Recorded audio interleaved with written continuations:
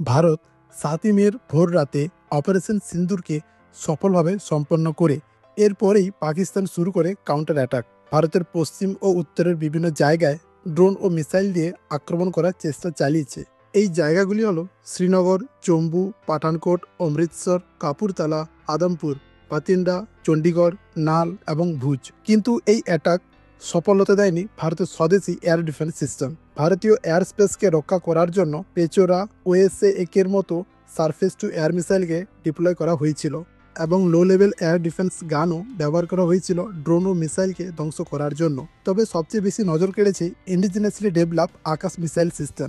এই সিস্টেমকে ভারত ডেভেলপ করলেও এর কোনো রিয়েল টাইম যুদ্ধের এই অস্ত্রের সক্রিয়তার কোনো প্রমাণ ছিল না। কিন্তু রিসেন্টে এই অস্ত্রের 100% অ্যাকুরেসিতে শত্রু ড্রোন ও মিসাইলকে ধ্বংস করার ক্ষমতা এবং রিলায়েবিলিটি পুরো বিশ্বের সামনে তুলে ধরেছে, যেখানে পাকিস্তানের ফাতে 2 এরই মতো ব্যালিস্টিক মিসাইলকেও আকাশে গুঁড়ো করে দিয়েছে এই আকাশ মিসাইল।